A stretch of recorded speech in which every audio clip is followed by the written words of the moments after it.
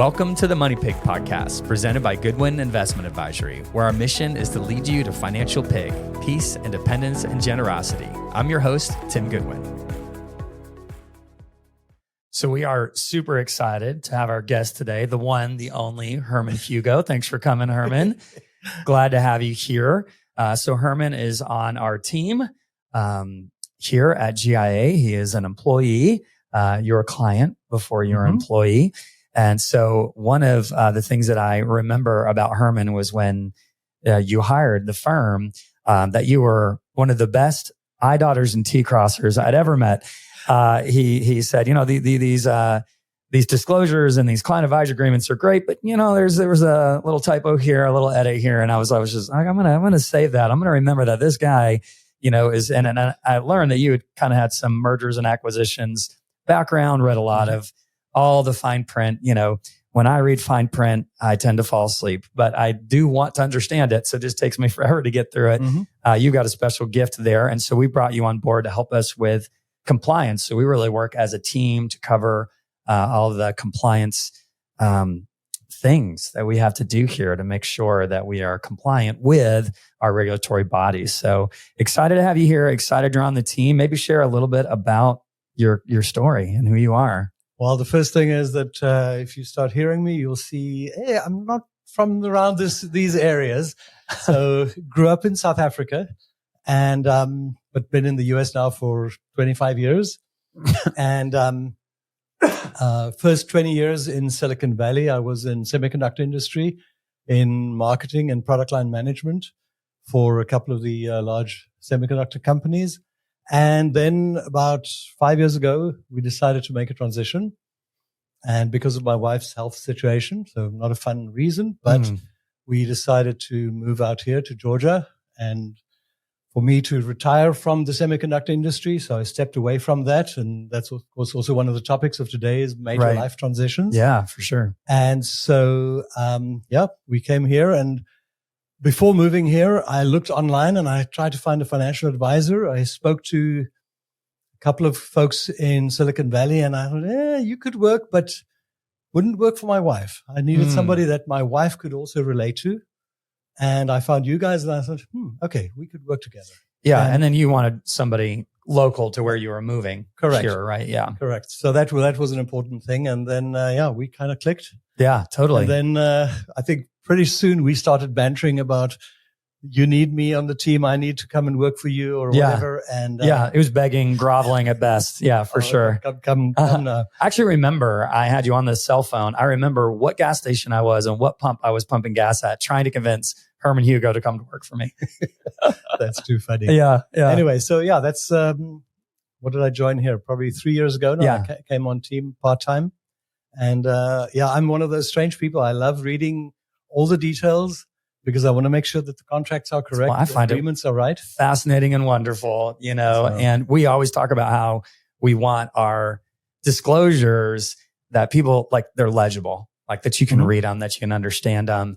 We actually fight to keep some of our documents as brief as possible, not as long as possible, so that they're approachable. So that's great. You know, if you're listening to my voice and you've heard it before, my voice also sounds a little different. And it's also because of the same continent that you referenced earlier. But I just got back from Nairobi, Kenya, and I caught a bit of a cold over there and it's kind of taken part of my voice. So, you know, it's not quite an accent, but my jazz froggy voice is also from Africa. And of course, with Africa, the grogginess goes the other direction, right? The southern hemisphere, northern hemisphere. Dude, I don't know if it's going to end up differently for you. Maybe I had to go back over there to finish healing. I don't know. Yeah, the flights were challenging. The time zone change was, you know, is pretty wild. 7 hours in the future. I would text my girls when we were over there. I was like, hey, I'm from the future. Today's going to be a great day. So, hey, before we dive into the content of managing different life transitions, I don't know if I told you, like I've been friends with my neighbor for a long time. And so we decided to share a water supply. And so we got along well. But So funny, you know, a lot of my dad jokes are partly true. We do have a well that is unfortunately extremely long, 505 feet deep. So, wow. That's way too long. 60 meters. That's my word. That's too long. Yeah. That's too long, but it worked out. And we have 3 girls, and they tend to not take short showers. All right. So let's move along. So, if we haven't lost, the whole audience by now. So, start with why. Like, why are we talking about, our thoughts, and our guidance and our advice on managing major life transitions? And the reason that we're doing this is because there's a lot of stress that comes with it. There's a lot of anxiety. And in the purest essence, that's what we help our clients to reduce. Maybe it can be eliminated in some areas, but with money and major life transitions and major financial decisions comes quite a bit of anxiety and stress. However, the more you know about the different options you have, and if you're discussing that with a trusted professional, making that decision together can often help to reduce that stress, increase confidence. And so that is the why. Why are we having this conversation today? I think if we also kind of start with the end in mind, kind of part of what I said is let's just kind of walk through some of these things. We have a guide that we're going to walk through, and that's available for download. But we want to just go ahead and start providing some of those options through this episode to get folks to start thinking about it, to begin to have more confidence, and then just to kind of get a feel for conversations we might have with clients or potential clients. So how does that sound? Yep, that sounds good. And I mean, based on also what I shared a few minutes ago, we lived through this.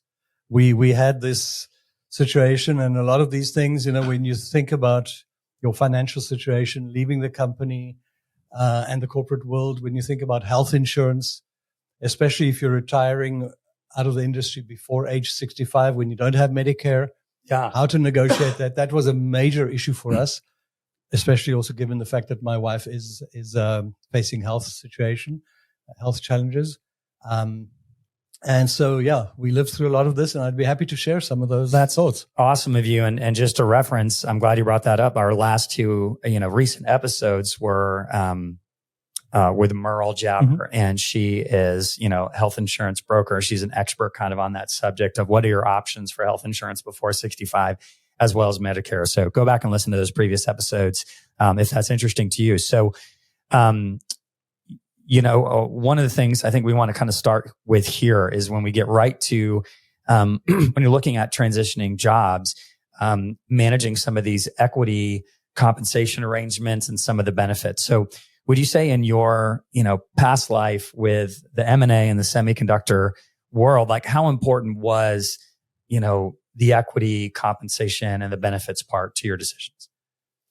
Well, the stock options, RSUs, those type of things that's a big part of compensation. Restricted stock units, for RSUs. If you're at the more senior level in the company, in the executive level. And it's critical to understand how those stocks will vest. Right. RSUs, they typically vest over a 4-year period or something like that. And to figure out how they vest, how does that influence your decision, your timing? And when you decide to leave the company, can you do that in a way where you, in a sense, incentivize the company to make those RSUs vest? Right. Or some sort of severance package that they could give you. And especially where that comes in is also with the timing. Because if you can time your departure in a way that works for the company, then they would be willing to do something for you. So it's a discussion. I love that you're bringing this up. Like it's a negotiation. Yeah. That was exactly what I was going to use is, you're leaving and maybe you're not fully vested in the RSUs. You're not fully vested in some of the options, maybe you're not fully vested in the match on the 401k. Like these are negotiable things, and if the company has got a goal to, retire some of the highly compensated folks, retire some of, the wiser folks that are around the team, most companies don't love firing people. They love folks self-selecting out. And so beginning to have a real conversation with your manager and HR around, well, look, I could be one of those ones that leaves. I've got other options, but, we need to talk about because, the way I have it now, that's not a great option for me. And you got to be careful that they've got that carrot dangled in front of you. We'll just work a little bit longer and then you can get this bonus. Work a little bit longer, you get these RSUs, restricted stock units, a little longer for ISOs, for stock options. So, I don't love the notion that somebody stays in this job they don't like. It's just because they want to vest into some of these equity comp deals that they have because they just keep coming. You've really ultimately got to be good to yourself and say, no, I'm ready to take this new opportunity. But even then, even if that's your decision, not your employer's, you still, don't show your cards and say, hey, I'm having this conversation. I have these opportunities. Let's negotiate. So that's a really, really great point. And severance, really. I mean, a lot of times when they have to downsize, severance is out there, but, certainly something to bring up in addition to, hey, the severance is that income I get, even though I'm no longer working there for a little bit to help you in between jobs. But you could also try to get some things vested that weren't vested yet. Right. Something maybe to add to that is in terms of timing is also to add the timing from a tax perspective to see when certain income comes Look at this in. Guy. Man. If awesome. you can, if for the company, it may be no difference whether you get the income in December or in January. Right. For you, it could make a big difference because you're going from a high income tax year to the next year, potentially a much lower income. And obviously that could have a big tax benefit. And that's great because that kind of walks right into our next topic, which is kind of, taking that opportunity, that transition that you have. So maybe you do have a lower income in the year that you're in between jobs, talking to your financial advisor, or doing some of your own research and looking at, would this be a good time for me to do a Roth conversion on some of my tax deferred assets? Is there any reason I would withdraw anything from my retirement accounts at this time? Like you're saying, there are some tax opportunities you could take. This relates a little bit to what you alluded to earlier, which was looking at what health insurance options you and your wife had to retire early. And you ended up with some pretty nice subsidies to private health insurance, but you had to be strategic about your income. Right. And there's something that I'm a taxable income. I'm a spreadsheet guy. So I had huge spreadsheets to see whether this was all feasible. And then I made even part of that spreadsheet was to plan out, I think it was 7 or 10 years of income and tax estimates. Right. Obviously, it's not detailed, but to figure out what are the different sources of income, what are we going to be living on, whether it's income from the company, obviously in the first year, then that falls away, whether it's cash that we have on hand, whether from the income that we had or from selling a property or whatever, or whether there's income coming from other streams. And to figure out ahead of time where you're going to draw those from. And depending on your income, your just your taxable income, right? It determines what your subsidies are if you're getting health insurance. Yep. They don't look at what your assets are. They look at what is your taxable income. Taxable income. So capital gains can affect that differently. If you're drawing from, say, tax-free like Roth sources, it's not going to, impact you as much.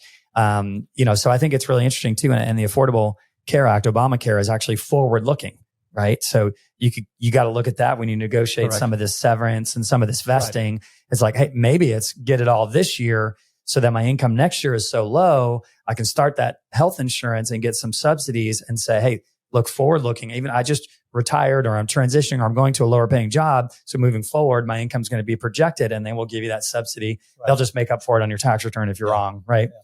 By the way, I should correct one thing. I said the taxable income, it's actually the AGI.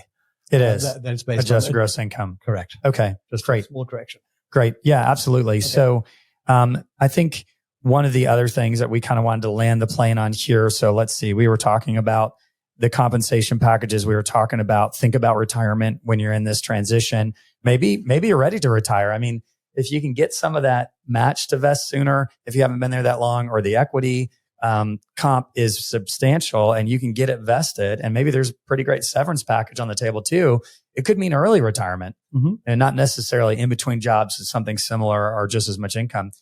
A lot of our clients, like we really pride ourselves on helping folks retire sooner than they thought they could, right? And giving them that confidence around it. So they could be at a situation where it's worth looking at, well, could I retire now?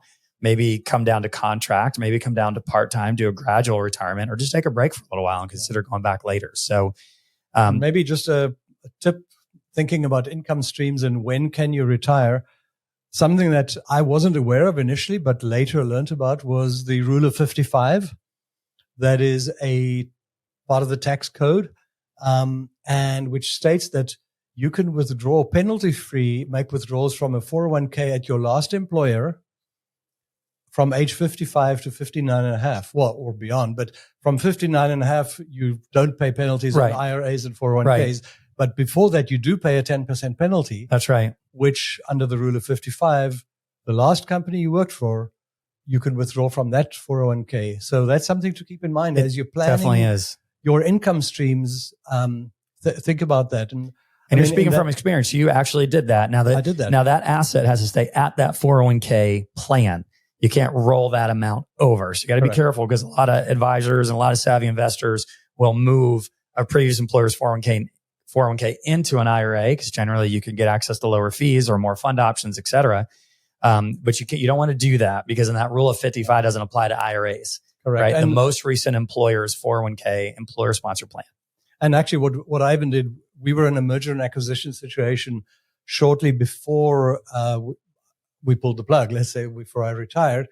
And I actually rolled from my previous employer into the last employer. I rolled quite a bit of money into that 401k, which you can do from one 401 to another 401k. So that by the time I retired at age 55, there would be a little bit of money available to cover us until 59. Did you have a huge spreadsheet for that math too? I bet you did. Absolutely did. That's awesome. And I had a good financial advisor. Oh, yeah. It sounds like you were ahead of us on the spreadsheets for sure. Well, that's fantastic. So let's, as we wrap up, I want to talk about one last topic. Not one that you or I have any personal experience with, but one of the other major life transitions that we help our clients through is divorce. Mm-hmm.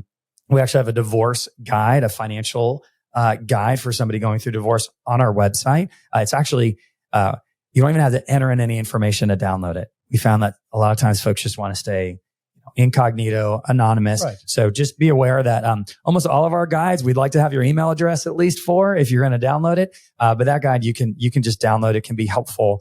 But there are some key considerations to consider if you are going through a divorce. That is something I think it's not just wise to be talking to an attorney about, but a financial advisor too. You want to be empowered with the information to know, like, well, if you just end up with a house and the other, your ex ends up with all the investable assets, like that could be difficult, because where's your liquidity, right? Or if you just end up with all the tax deferred assets, like in the 401k, but you're not quite 59 and a half yet, or you can't take advantage of the rule of 55, like you're going to be paying penalties and income tax on any money coming out of that. So not all assets are equal. And that's something I think that's wise to bring in a trusted financial advisor. And I know it can feel very overwhelming and it's very emotional. And so I think it's really great to, when we were talking about that financial anxiety, find a trusted advisor, help them have them help you walk through some of these decisions that have to be made kind of one at a time, because it can feel really overwhelming. Yeah. And something that I thought to add to that is that, as our team here at Goodwin Investment Advisory, we, as financial advisors, we have a fiduciary responsibility. We are fiduciaries, which means that we are obligated by law, by our position, to act in the best interest of our clients. So our advisors will sit with you and talk through these things. If you've hired us as an advisor, we will sit with you, look through these things, and help you to find what is best for you, not for us or somebody else, but what is best for you. And quite often we will pull in other experts. Absolutely. Tax experts, yes, estate planning experts, whomever else, because we're just talking in our advanced planning team yesterday. Joe is scheduled a meeting in the room through the glass over there with him, Ray on our team, with the couple, the clients. We brought in a CPA and we brought in an estate attorney. They were all in the conference rooms trying to make decisions together. So we definitely can bring in all the experts to advise. I think that was a very, very valuable meeting, because you could kind of make decisions because all the experts were there. Right. I was like, well, I got to check with my CPA. I got to stay with my estate attorney. And I think that what was important for us in our transition, but it's also important in the case with divorce, is to have somebody that you feel, this person is on my side. This person is with me and standing next to me, asking maybe the tough questions, but in a safe environment and where you can just talk through these things and get different perspectives. And that was valuable to us in our transition. Good. I think that will be valuable for you as well. Absolutely. That's great. All right. So the last thing we want to touch on here briefly is another life transition could be the sale of a business. So super duper exciting, to be at a point where you've got a business that's got a value and ready to sell. Maybe you're just bringing in a partner. Maybe you're doing a full liquidity event. One of the things that I love to talk about first, because this is the Money Pig podcast, leading people to financial peace, independence, and generosity. So our clients that are, generously inclined, where I say, hey, you're going to sell the business for $1 million, $10 million, $100 million, whatever. Are you planning to give away a percentage of that to a nonprofit? And if they say yes, it's like, well, gosh, all right, let's actually talk about that. There's some strategies around that where before you sell the business, really before you have a contract, we can put some of the private equity in your company in a donor advised fund. And then when the donor advised fund sells its small portion of equity or whatever that portion of equity is to the new buyer, it's not taxed. So, less money to Uncle Sam, more money to nonprofit NGO work. So there are some really great strategies around that. You even talked about timing earlier with equity comp and negotiating when you're leaving an employer. That's a big part of a company exit too with that buyer. Maybe that buyer doesn't give you the full price 1 year. Maybe there's a payout over 2 or 3 years. Maybe there's an earn out later. So that can be really wise. Maybe you're selling it for 10 million. Maybe it's 4 million up front and then 3 million and 3 million or something like that. That can help you spread out the tax impact. Yeah. I mean, I loved doing the M&A work back in the day. And, it's exciting to do that, but it's a very big responsibility finding the right buyer for the company, especially if you have employees. You want to do right by the team and you want to find the best solution. But as we said earlier, it's a negotiation, right? There's always a discussion as to how can the sale take place? What are the terms that could work for the buyer and for you as the seller? There's a lot to talk through. And I think that's... Yeah, I think we just want to bring up that we're experienced and educated in these conversations. I find too, when I'm talking to small business owners, that a lot of times they've kind of bought into that belief of we need no profit margin. Let's expense everything through the company. But that comes back to bite you when you're trying to value the business. The goal is to really build up that EBITDA, that earning before income taxes, depreciation, amortization. So, that's something to consider is if you're thinking you want to get ahead of that, right? I want to sell in a couple of years. Let's start kind of building the profit to increase the valuation as well. So lots more that we could talk about there, but I think we covered a lot of big topics as fast as we could. So thank you so much. I love to kind of sign off on our episodes with sharing something that we're grateful for. And so I will go ahead and get it kicked off while you're thinking about yours. So I'll go back to the continent that we were talking about before, Africa.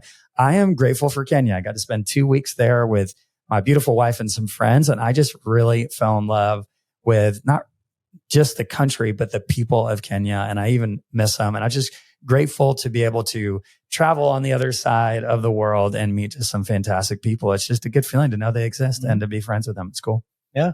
Cool. Yeah. Africa gets under your skin. It does. It's not just the sun special. Or the dust. Yeah. So something I'm thankful for, I would say time. Time with my loved one, my wife, time with kids, grandkids. You're getting a lot of that good stuff in. Through this transition that we've made, we've been blessed with a lot of time to spend together. And that's been tremendous. We've really tried to maximize the time we have. And I think we're achieving it. So that's awesome. We're thankful for that. That's so that just brings true richness to life. It's about that memories, that time with the family, the grandkids, the legacy. So that's super beautiful. So hopefully, Herman, you'll come back on, if not just for the content, but the accent. I'm sure the listeners are loving the South African accent. So thank you so much for your time, sharing your wisdom, being a part of the team. So thanks so much for listening. Have a great day. Bye-bye. Thank you. Thank you for tuning in to the Money Pig podcast. We hope you enjoyed today's episode. To stay updated on new episodes, be sure to subscribe wherever you listen to podcasts. If you found value in today's discussion, we'd greatly appreciate it if you could leave a rating and review. If you have any questions about the topics we covered, feel free to visit us at goodwininvestment.com and reach out. This episode is produced by evance.net. This podcast is provided for informational purposes only and should not be considered as investment advice, a solicitation to buy or sell any financial products, securities, digital assets, or other investment vehicles, nor as a basis for making any financial decisions. Goodwin Investment Advisory is a registered investment advisor with the SEC, CRD number 131193. Please note that the host and or guests may personally own securities, digital assets, or other investments mentioned in this podcast. Investments carry risk and are not guaranteed unless stated otherwise. We strongly recommend consulting with a qualified financial advisor, tax professional, insurance professional, and/or legal professional before implementing any strategies discussed in this episode. Lastly, past performance is not indicative of future results.